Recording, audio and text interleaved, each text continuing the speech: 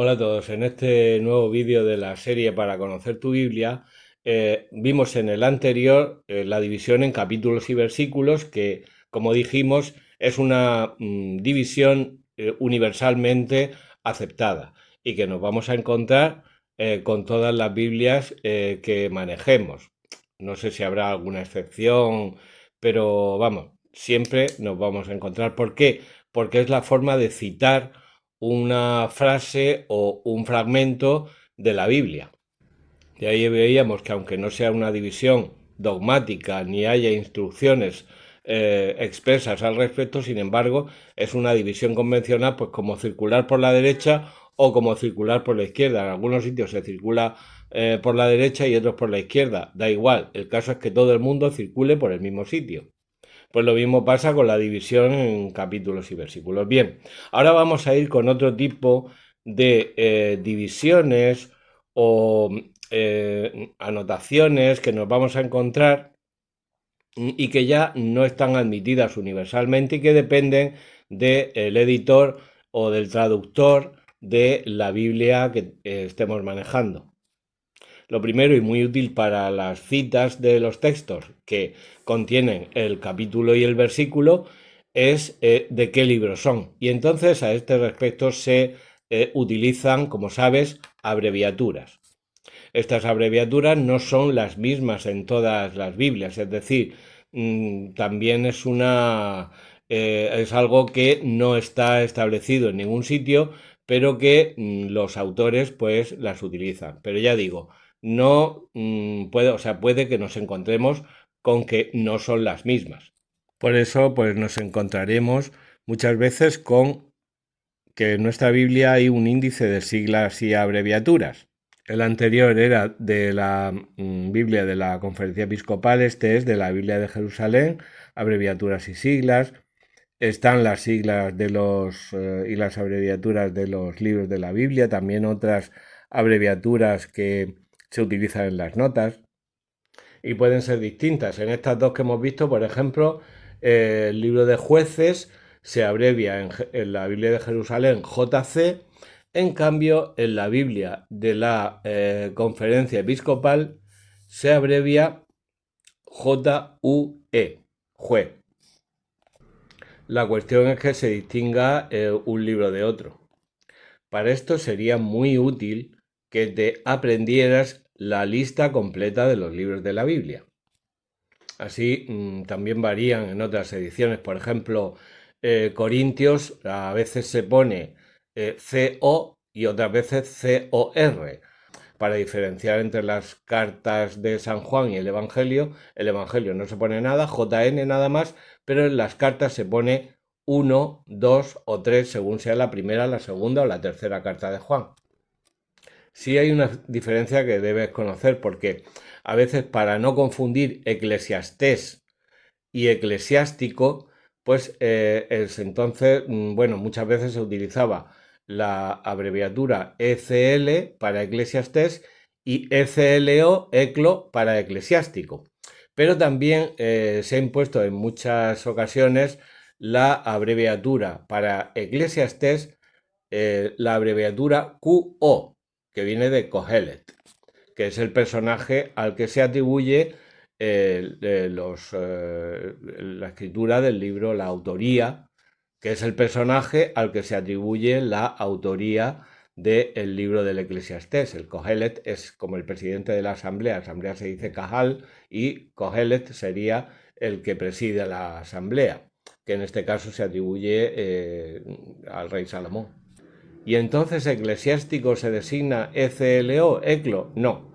El eclesiástico se designa como SI, sería su abreviatura, que viene de Sirácida. Lo de Sirácida viene porque en el capítulo 51, versículo 30, el libro se llama Sabiduría de Jesús ben Sirá, o Joshua ben Sirá. En cuanto a las citas, vamos a ver algunos ejemplos de cómo citar. Por ejemplo, si yo pongo Isaías 7, pues es el capítulo 7 del libro de Isaías completo. Si pongo Isaías 7:14 me estoy refiriendo solamente al versículo 14 del capítulo 7. Si pongo Isaías 7:14.16 pues entonces estoy citando el versículo 14 y el versículo 16 sin el 15 del capítulo 7 de Isaías. Si pongo Isaías 7, 14-21, quiere decir que estoy citando el párrafo comprendido entre los versículos 14 y 21 del capítulo 7. Para complicarlo todavía más, si pongo Isaías 7, 14 y 18, punto 22, quiere decir que me estoy refiriendo al párrafo comprendido entre los versículos 14 y 18 del capítulo 7 del libro de Isaías y además el versículo 22 del mismo capítulo 7 del libro de Isaías. Si pongo Isaías 7, 14, 8, 2, entonces significa que me estoy refiriendo al fragmento comprendido entre el versículo 14 del capítulo 7 y el versículo 2 del capítulo 8 del libro de Isaías. Y si pongo, por ejemplo, Isaías 7:14-8, quiere decir que estoy citando desde el versículo 14 del capítulo 7 al capítulo 8 entero. Las citas también pueden ser o comprender secciones de un versículo. Por ejemplo, en las lecturas del tercer domingo de Cuaresma de este año, el 23 de marzo, pues nos encontramos con que es Éxodo 3, 1, 8a. Quiere decir que el versículo 8 solamente se toma la primera sección. Probablemente es una frase larga y solamente se toma la primera parte. Esto es cuanto a las abreviaturas y siglas. Vamos a ver los epígrafes. Epígrafes son los encabezamientos que hay al principio de un texto o de un fragmento del texto. Aquí tenemos Regreso del exilio de Babilonia del libro de Esdras. Este epígrafe abarca, como nos dice el propio texto, del capítulo 1 al capítulo 6. Comprende, por tanto, varios capítulos.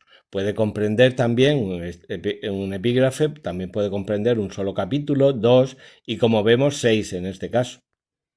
Aquí vemos en el libro de Job, por ejemplo, un epígrafe del capítulo 8. Dios no pervierte la justicia, que no es el mismo que encontramos en la Biblia de Jerusalén, que nos dice la trayectoria necesaria de la justicia divina. Los epígrafes pueden comprender diversos fragmentos de un solo capítulo. Por ejemplo, aquí en el Evangelio según San Lucas, en el capítulo 17, Biblia de Jerusalén, tiene el escándalo, corrección fraterna, poder de la fe, epígrafes que son distintos de los de la conferencia episcopal del mismo capítulo 17 de San Lucas. Evitar el escándalo, corrección y perdón del hermano pecador, poder de la fe, actuar con conciencia de siervo. Y vemos aquí que pone sexta etapa. ¿Ese epígrafe a qué obedece? No obedece al párrafo siguiente, porque el párrafo siguiente es de curación de 10 leprosos. Lo que nos refleja es una división más amplia. San Lucas relata varias etapas del viaje hacia Jerusalén y aquí entramos en la sexta, cosa que la Biblia de Jerusalén no hacía. ¿Por qué? Pues porque estos epígrafes son cuestión de cada traductor o cada editor.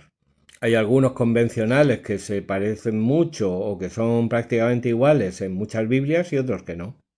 Normalmente los epígrafes que hay dentro de cada capítulo se denominan perícopas.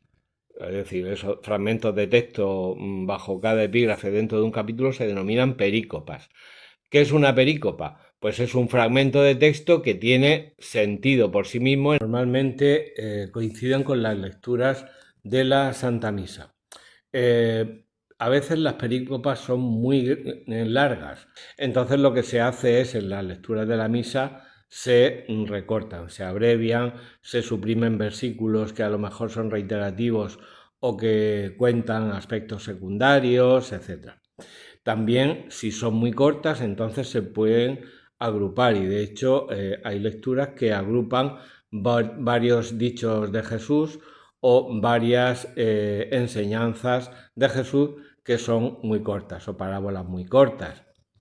En las lecturas de la misa también vemos que muchas empiezan en aquel tiempo, por ejemplo en las del Evangelio, o también en las cartas de San Pablo comienza hermanos. Eso normalmente no está, o normalmente o nunca está en el texto original. Se ponen pues para comenzar el fragmento del que se trata, para comenzar la perícopa y hacer que tenga como una unidad de sentido y marcar el comienzo. Pero estos en aquel tiempo, hermanos, no están en el texto original. Son solo para ayudar a las lecturas de la misa. Y con esto nada más. Vive la Biblia.